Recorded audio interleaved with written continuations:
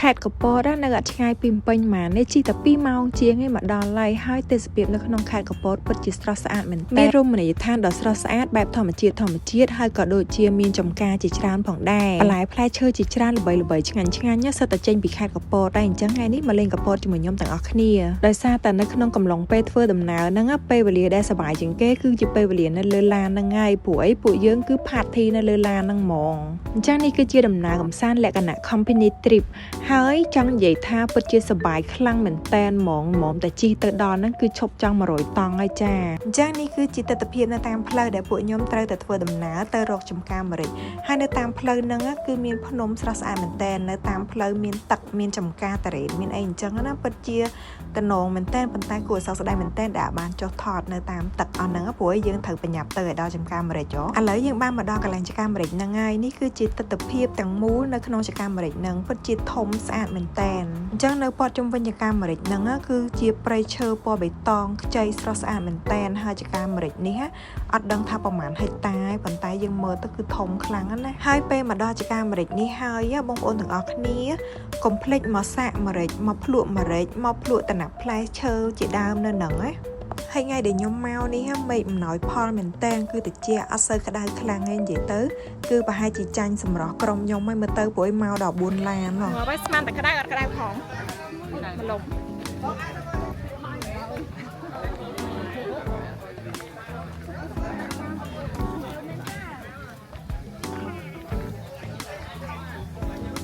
ដៃគូដៃកង់ពីនេះនឹងឯងមកដៃគូដៃកង់ឥឡូវនេះពួកខ្ញុំកំពុងតែដើរចូលទៅក្នុងដើម្បីទៅរកផ្ទះដែលគេតាំងពីពណ៌ម្រេចនិយាយទៅផលិតផលម្រេចជាច្រើនគឺនៅក្នុងនឹងហ្មងមកពីខេត្តផ្សេងចំការម្រេចផ្លែកងដែរយើងឃើញឈ្ងុយឆាមឹកម្រេចបណ្ដោយឈ្ងុយឆាម្រេចស្អីឆាម្រេចម្រេចឆាម្រេចមឹកចៃបន្ទប់ទឹកនៅខាងនេះបងបញ្ចាំទៅថតជិះចាអរគុណអញ្ចឹងឥឡូវនេះពួកខ្ញុំបានដើរមកដល់កន្លែងផ្ទះដែលគេតាំងពីពណ៌ម្រេចហ្នឹងហើយប៉ុន្តែនៅពីមុខហ្នឹងគឺមានការសម្ដែងរបាំគោះតារោកដោយក្មេងៗ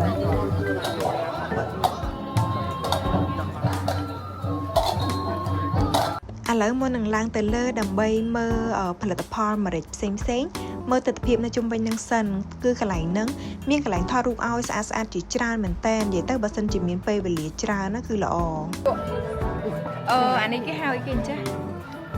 dry mango with red pepper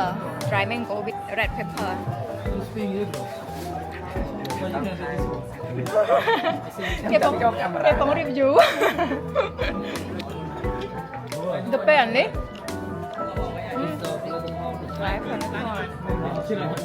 នេះគុំលោទេបងអានេះស្វាយជាមួយម្រេចអានេះម្នាស់ជាមួយម្រេចស្វាយមួយម្រេចមិនឆ្ងាញ់អានេះគ្រាប់ចន្ទីគ្រាប់ចន្ទីឃើញនេះចឹង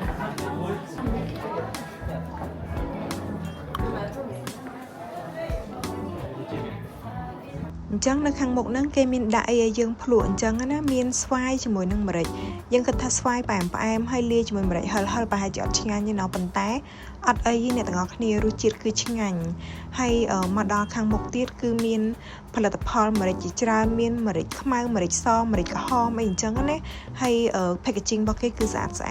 អញ្ចឹងបងប្អូនទាំងអស់គ្នាបានមកដល់កន្លែងនេះហើយគឺកុំភ្លេចឲ្យសោះទិញម្រេចត្រឡប់ទៅផ្ទះវិញហើយបើអត់ចង់ទិញម្រេចទេទិញរបស់អីផ្សេងទៀតក៏បានដែរមានតាំងពីទឹកខ្មេះមានតាំងពីកណាប់ផ្លែឈើជាដើមអញ្ចឹងណាអាហ្នឹងជ្រក់ម្រេចអានេះម្រេចជ្រក់ម្រេចអានេះឆ្ងាញ់មិនយ៉ាងហើយជ្រក់ម្រេចនេះខ្ញុំមិនសំដែងនេះណាគឺឆ្ងាញ់មែនតែន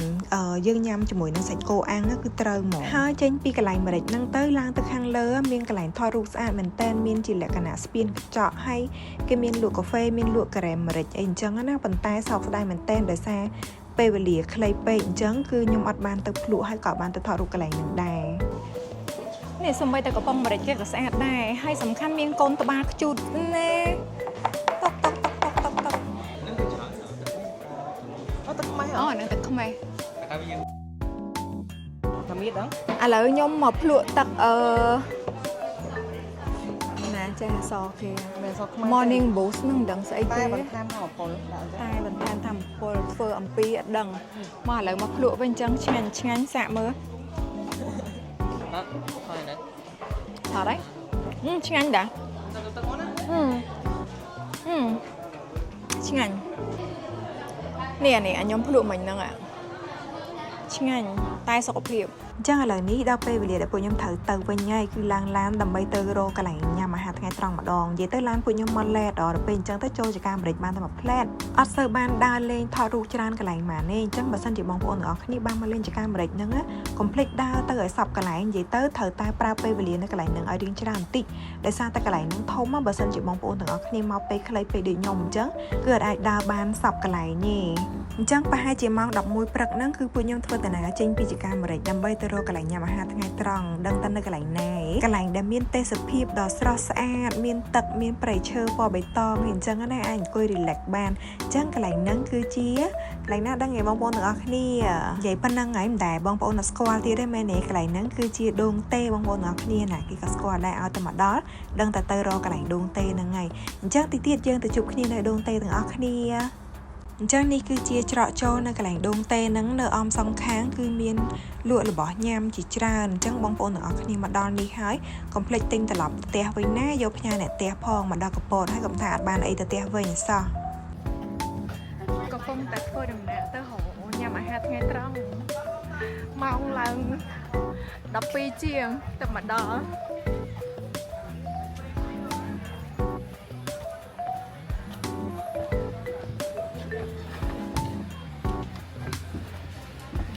អានេះកន្លែងអាហារដ្ឋានដែលពួកខ្ញុំត្រូវមកញ៉ាំលក្ខណៈដបូលស្បូវអញ្ចឹងណាចឹងឥឡូវនេះបានមកដល់កន្លែងញ៉ាំហើយឃើញថាគឺក្រុមពួកខ្ញុំមកដល់ក្រោយ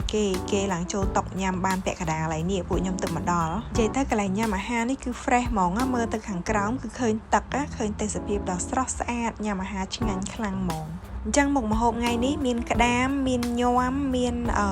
សម្លម្ជូរហើយនិងមឹកឆាម្រេចខ្ចីមួយទៀតអញ្ចឹងញ៉ាំបាយបដាស្រូបយកខ្យល់អាកាសបរិសុទ្ធបដាពីមាត់ទឹកពីទេសភាពនៅមាត់បឹងគេហៅគេទេសភាពដងព្រែកអីអញ្ចឹងណាអញ្ចឹងទៅអាហារហ្នឹងវាបូកបន្ថែមកាន់តែឆ្ងាញ់មកកម្រិតទៀតអញ្ចឹងនេះគឺជាទស្សនវិជ្ជាដែលយើងមើលពីកន្លែងយើងញ៉ាំអីទៅមើលឃើញភ្នំមើលឃើញទេសភាពនៅខាងមុខនឹងស្អាតមែនតែនមានគេចែកទូកាយ៉ាអីចឹងណាហើយមានកន្លែងហែទឹកលេងកន្លែងលោតទឹកលោតអីអញ្ចឹងទៅអញ្ចឹងតិចទៀតពួកខ្ញុំនឹងទៅជិះទូកាយ៉ាគេដែរយើងនាំគ្នាចេញដំណើរទៅជិះទូកមើលអ្នកអ៊ំទូកថតអត់ទេអត់ទេថតពីអ្នកអ៊ំទូកទាំងពីរនាក់ចាំមើលអ៊ំទៅមុខទៅក្រោយចាំមើលទៅមុខឬទៅក្រោយទៅមុខឬទៅក្រោយឥឡូវនេះយើងកំពុងតែអ៊ំទូកលេងនៅតាមដងព្រែកគេហៅថាទូកកាយ៉ាទិដ្ឋភាពនៅតាមដងព្រែកមេឃត្រជាក់ល្អណាស់មានពន្លឺថ្ងៃទេបាច់ចាំពាក់មួកទេយេណែហើយ say hello មួយអ្នកក្រោយ hello ទូកយើងបដែតទូកចោលលេងកដាលទឹកអូយតែសុភាពស្អាតខ្លាំង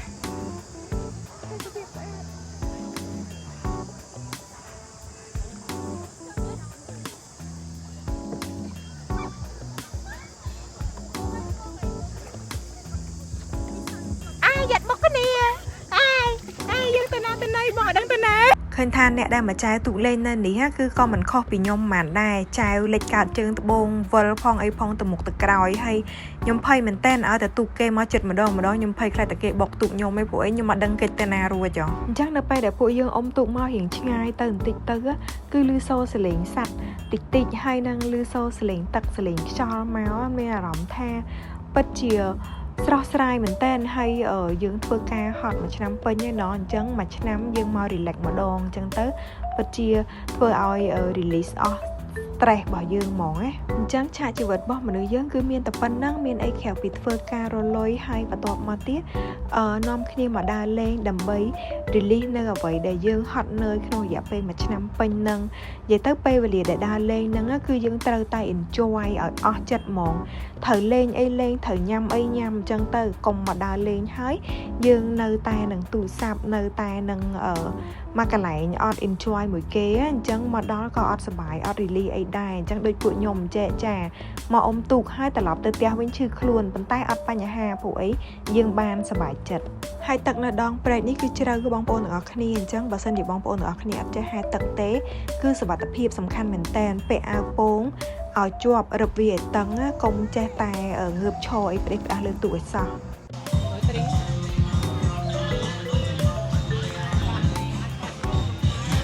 ឡើងលើកកវិញឯចា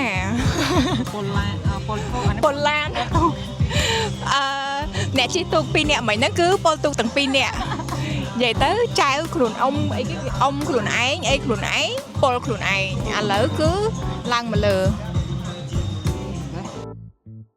អញ្ចឹងសម្រាប់ទូកកាយ៉ាក់ហ្នឹងគឺជិះបាន2នាក់ហើយ1ម៉ោងគឺតម្លៃ 20,000 រៀលហើយសម្រាប់ពួកខ្ញុំ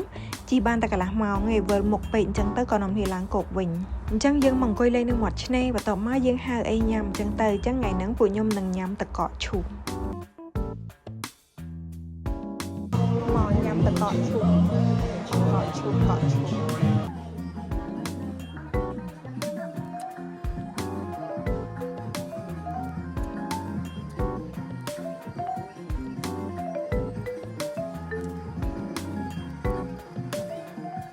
អញ្ចឹងឥឡូវនេះនាំគ្នាអង្គុយលេងមើលទេសភាពមើលគេលេងទឹកលេងអីអញ្ចឹងណាហើយបន្តិចទៀតពួកខ្ញុំនឹងមានលេងហ្គេមជាក្រុមម៉ៃសប្បាយខ្លាំងណាហើយមើលទេសភាពហើយយើងលេងហ្គេមនៅក្បែរហ្នឹងអើយ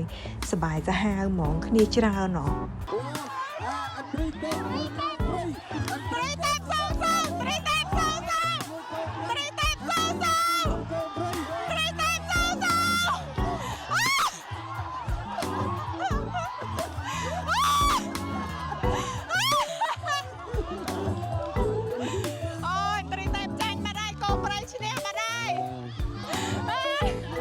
ចង់ចំណាយពេលគាត់ឃើញឈ្មោះដឹងតែចាញ់ហ្មងពីអ្នកគោព្រៃឯងអត់ត្រីតេតមើលមកត្រីតេតទៅឲ្យលោកឈប់ទៅណាព្រោះដោយសារមានគូសងសាឲ្យគេព្រោះខ្លួនរួមកំអញ្ចឹងបន្ទាប់ពីពួកយើងនាំគ្នាលេងហ្គេមជាក្រុមហើយអស់ហើយសម្រាប់បន្តិចពួកយើងគ្នាចេញដំណើរទៅទៀតហើយគឺទៅកន្លែងសេះសមុទ្រម្ដងអញ្ចឹងនៅកន្លែងសេះសមុទ្រហើយក៏ដូចជាកន្លែងនាឡិកាធំនេះផងដែរជាកន្លែងមួយដែលយើងមកលេងខេត្តកំពតយើងត្រូវតែមកផ្ដិតយករូបភាពនៅកន្លែងហ្នឹងដើម្បីគេដឹងថាយើងបានមកដល់ខេត្តកំពតដែរ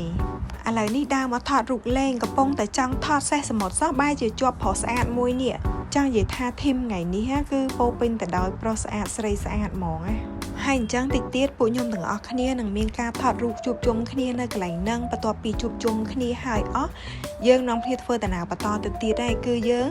ទៅរកអាហារពេលល្ងាចញ៉ាំអូយនៅកន្លែងហ្នឹងស្រស់ស្រាយនិយាយទៅនៅកំពតកន្លែងណាក៏ស្រស់ស្រាយដែរខ្ញុំចូលចិត្តមែនតែនទិដ្ឋភាពបែបមានទឹកបែបមានព្រៃភ្នំអីអញ្ចឹងណាតោះឥឡូវទៅបន្តទៀតដែរទៅរកបាយល្ងាចម្ដងអញ្ចឹងកន្លែងនេះគឺជាទិដ្ឋភាពអាហារពេលល្ងាចរបស់ពួកខ្ញុំបងប្អូនទាំងអស់គ្នាគិតមើលនៅពេលដែលបងប្អូនទាំងអស់គ្នាអង្គុយញ៉ាំនៅមាត់ទឹកហើយឃើញទេសភាពដ៏ស្រស់ស្អាតបែបហ្នឹងមានអារម្មណ៍បែបណាដែរបូកជាមួយនឹងតន្ត្រីប្រគំទៀតអូយពិតជា fresh មែនតែនពិតជាមានន័យមែនតែនហើយម្ហូបហ្នឹងឆ្ងាញ់ខ្លាំងមែនតែនហ្មងមុននឹងត្រឡប់មកភ្នំពេញវិញហ្នឹងគឺចង់និយាយថាទទួលបានទិដ្ឋភាពបរិយាកាសសប្បាយរីករាយមែនតែនជាមួយនឹងក្រុមការងារហើយដំណើរកម្សាន្តនេះផងដែរគឺវេលាល្ងាចណាបងប្អូនទាំងអស់គ្នាបើសិនជាបានគេងទៀតកាន់តែសប្បាយទៀតព្រោះអីបានគេងនៅជាប់មាត់ទឹកអញ្ចឹងខ្ញុំចូលចិត្តមែនតែនហើយអញ្ចឹងសម្រាប់វីដេអូខ្ញុំក៏មានអីច្រើនដែរអរគុណបងប្អូនទាំងអស់គ្នាសម្រាប់ការចូលទស្សនាវីដេអូរបស់ខ្ញុំកុំភ្លេចចុច like ចុច subscribe ចុច comment ឲ្យខ្ញុំផងណា